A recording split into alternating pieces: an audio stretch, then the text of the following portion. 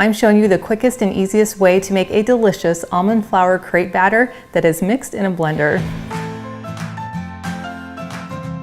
We're making these crepes gluten-free and grain-free by using almond flour and tapioca flour. Then we're adding a few simple ingredients including eggs, milk, vanilla, maple syrup, and oil. Then we're cooking our thin yet fluffy crepes in a frying pan until they are golden and lightly toasted.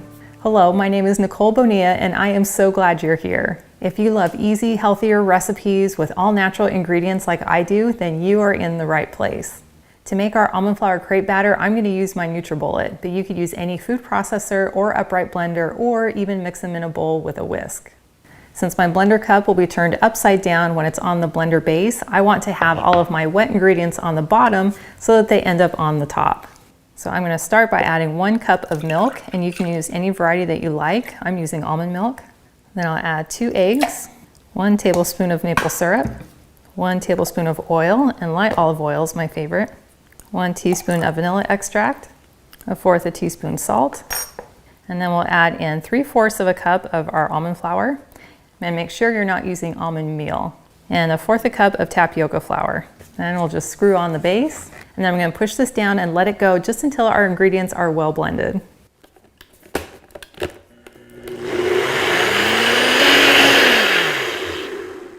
So in less than 10 seconds, we have a very delicious almond crepe batter. To make our crepes, I'm using a 10-inch nonstick fry pan, and you'll want to bring it just under a medium heat. And then we want to butter our pan, and I found the easiest way to do that is to just take a cold stick of butter and then just run it over the pan. And then I'll pour 1/4 cup of batter, and then I'm going to pour it into my pan, and then immediately start to move the batter around so that it fills the surface of the pan. And then we're just going to let it cook for about a minute until our edges are starting to turn a really light toasted brown. And as soon as I start to see some steam coming up, I'm going to take my spatula and run it around to just loosen up the edge. And then with a larger flat spatula, I'm going to go ahead and just lift up the corner and see that it's already starting to toast. I found the easiest way to flip the crepe is to go ahead and scoop my spatula up underneath it, and I can even take my fingers and carefully help lift. And as soon as my spatula is in the center of it, I'll just lift up and flip over. And then we have this beautifully lightly toasted crepe. Now usually the first crepe is not the prettiest, so we consider this our practice crepe. But I have to say this actually looks pretty good for being our first crepe. And then we'll let this cook for about 20 to 30 seconds or until the bottom starts to get just that really light golden toast to it. And now that I can tell the bottom is lightly toasted, I'm going to take a plate with a paper towel and then just lift the crepe up and onto my plate. And then we'll just let this hang out and cool while we cook the rest of our crepes.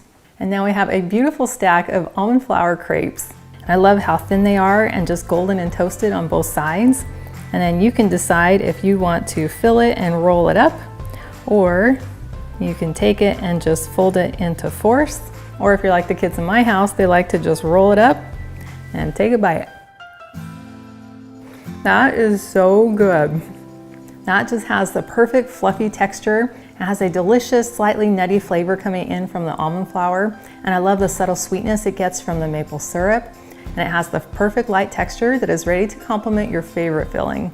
And I love knowing that they're made with clean, natural ingredients, which means I'm going to feel just as good even after I eat it. Well, thank you so much for hanging out with me today in my kitchen. I've included a link to the full recipe in the video description below, which takes you to my website, gentletummy.com.